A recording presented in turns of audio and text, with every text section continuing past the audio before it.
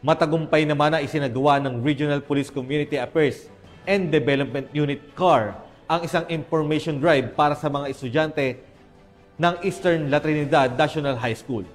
Police Master Sergeant J. Dionisio sa balita. Bigay kamalayan sa mga batas at mga programa ng kapulisan.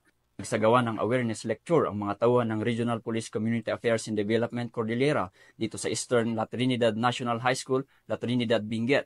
Nito lamang ika-20 araw ng Marso taong kasalukuyan. Ang aktibidad ay pinangunahan ni Police Lieutenant Colonel Denver A. Alidao, Assistant Chief ng RP Caducar, kung saan kanyang sinimulan ang talakayan sa mga gabay para sa mga mag-aaral na maging mabuti at responsableng mamamayan. Samantala, tinalakay naman ng mga ibang tauhan ng RP Caducar ang mga masamang dulot ng mga pinagbabawal at ilegal na gamot, mga kampanya at hakbang ng kapulisan laban sa terorismo, bawal bastos law at mga tips para sa pag-iwas ng krimen.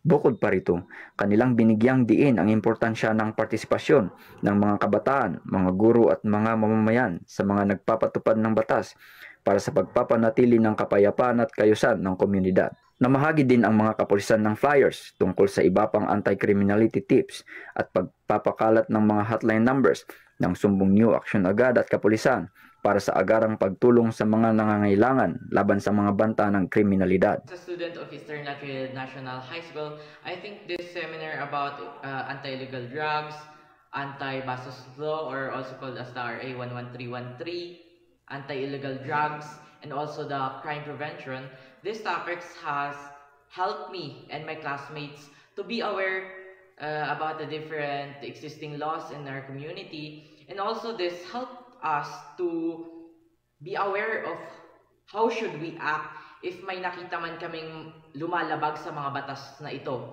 And also, I think this topics is a very big help also for us to be knowledgeable on how to protect not just ourselves but also others.